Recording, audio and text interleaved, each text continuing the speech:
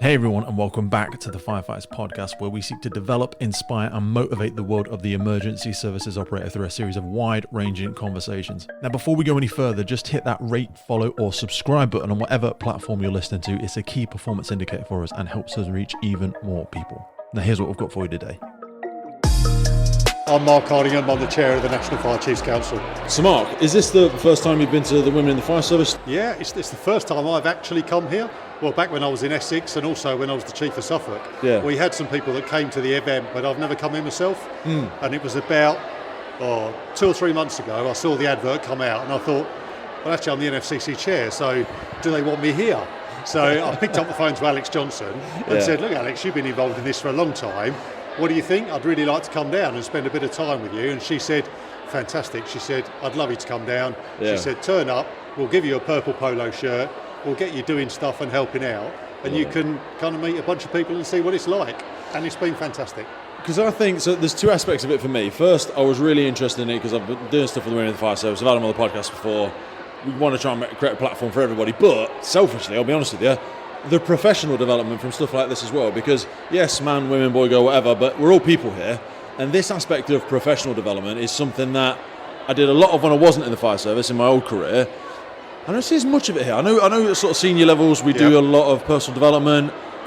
Is this sort of stuff still going on in the services? How do you see professional development rather than the whole, like, once you get past competency, what does it look like? You've obviously done the whole rung and now you've moved into an NFCC role.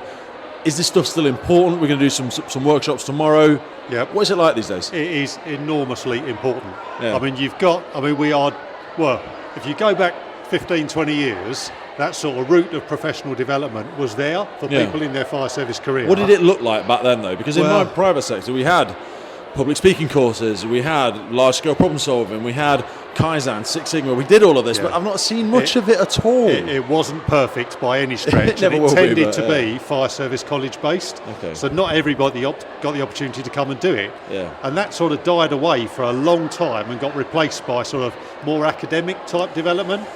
Now it's coming back. I'm going to get you a qualification, but for some people, we have qualifications coming out of our ears, but it's the soft skills I think we're not good at, and that's the bit that costs us money, might cost us people, because they have a fallout with their line manager or whoever, and they don't want to be at work anymore. The soft skills is where we fail. We gravitate to the whole, I'm good at level 3 incident command, I'm good at this, and you're like, the soft skills though. So the soft skill stuff is coming. So if you wind the clock forward 18 months' time, there'll be a supervisory, a middle manager and an executive leadership program that anybody in a fire service, whether you wear a uniform or don't, will be able to go through.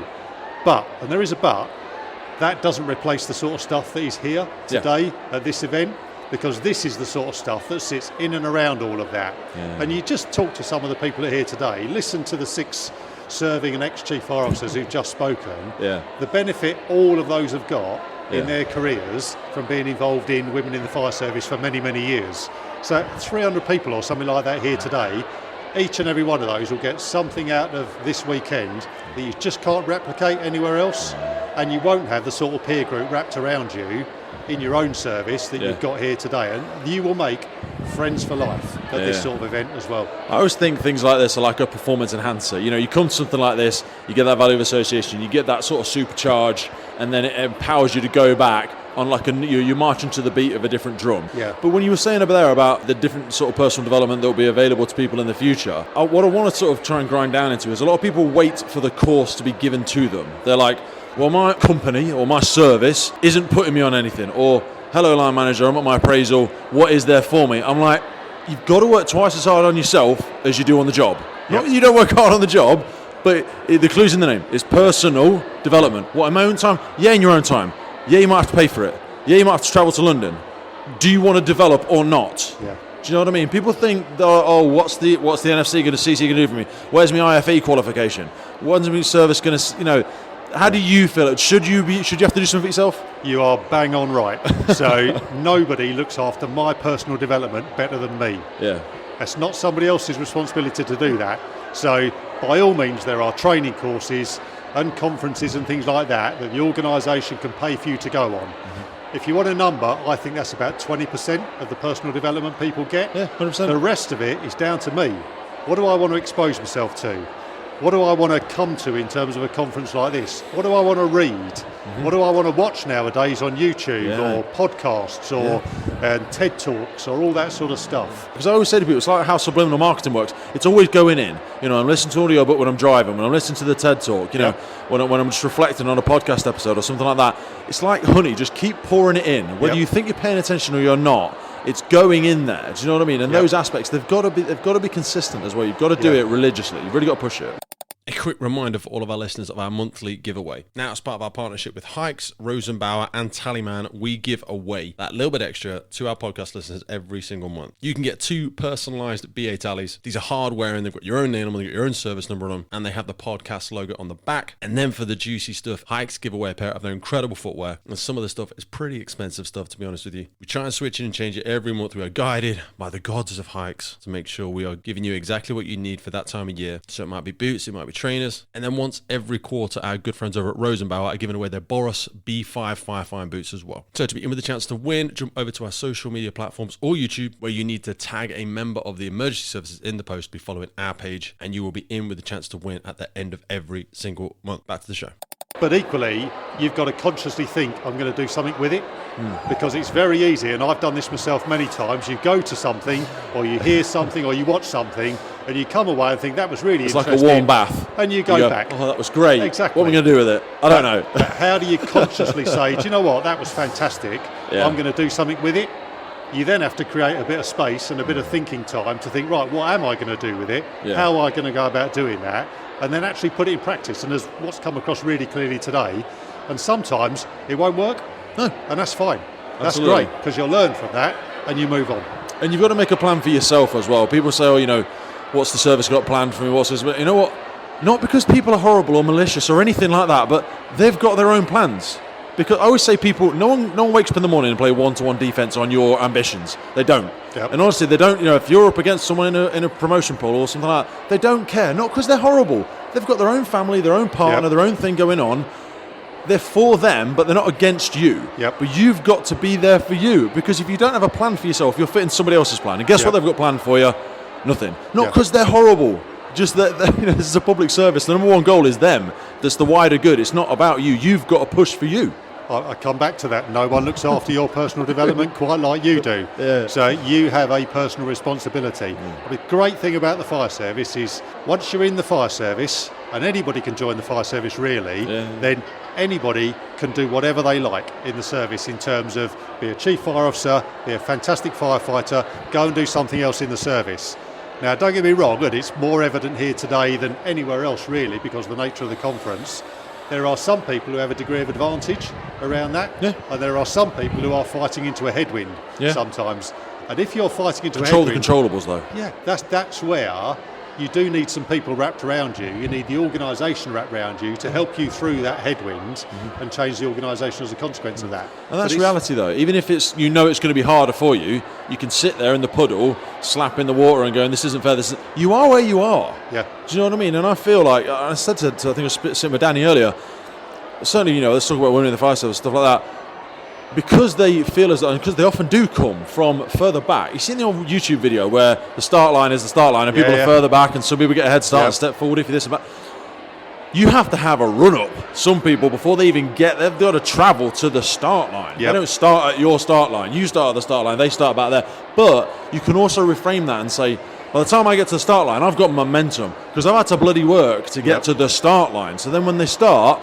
So, and I see this so now, and Women in the Fire Service is a great example. You see so many women coming into the job, they ain't messing about. They're coming in, they're nailing the competency, they're getting all their stuff signed off in 6 months, and you've got some guys and girls, but typically who are just faffing about for 2 years and then going, everyone's helping that person. No, they're pushing it. They're going, they're asking the questions. I want to talk about coaching and mentoring. When you talk about asking the questions, this is something we see in a lot of emergency services now. They're trying to bring back in.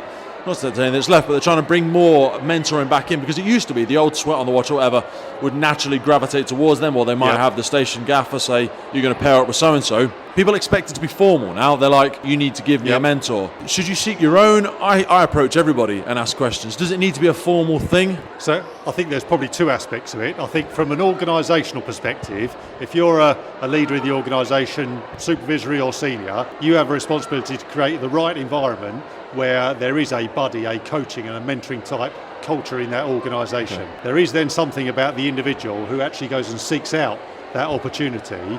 Now, I don't think you ever force that on an individual. I think you create the environment, you talk to them, you explain the benefits around it, and then you provide the access to it, and then people will pick up all sorts of experiences and benefits from that coaching.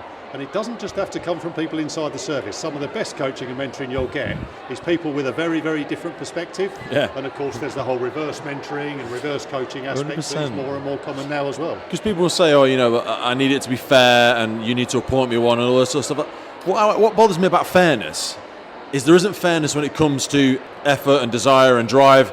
Because I always say shikers don't get sweets. So if I'm coming and you were just out there talking with one of the other chiefs, I had to walk over and get your attention. You don't know who I am. I'm just somebody coming to bother you. I just want a piece of your time. I want a thing. Yeah, okay, I want to share it with a lot of people, hopefully help them. But ultimately, it's just something you've got to step up. You've got to put yourself out there for somebody. You could have turned around and sorry, mate, I haven't got any time right now. Yep. Maybe contact. Here's my email for my office, and that's happened 1,000 times. You've got to be willing for somebody to say, yeah, okay, mate, let's go for 5 minutes. Yeah. Or not right now. And no right now doesn't mean no forever as well. Just means no right now. Yeah. So you're here, obviously, because you want to be here, but you're also here representing the NFCC. Why is it important to you, and more specifically, I suppose, to the NFCC, to be here supporting something like this? I'd pick out three things. Okay. So the first thing I'd say, from an inclusion perspective, as NFCC chair, I have three roles. One role is the NFCC is an organisation in itself. We employ people, and I want those people to work in the most inclusive environment they possibly can. And next year, there is an opportunity for me to say to a number of the women who work in the NFCC, come to this event, because they haven't come this year and we didn't market it this year. So that's one. The second is part of my job around inclusion is making sure from a membership perspective, and we've got 465 members, the NFCC is the most inclusive place it can possibly be. Yeah. And one of the ways I create that is by coming to events like this and showing the face of the NFCC and encouraging people to get involved in the NFCC. Yeah. And the third role I have is about the role of the NFCC in supporting fire and rescue services to create a more inclusive environment. So one of my takeaways from here is to go back out to chief fire officers and say, do you know what? I went to the WFS event at the Fire Service College. It was fantastic.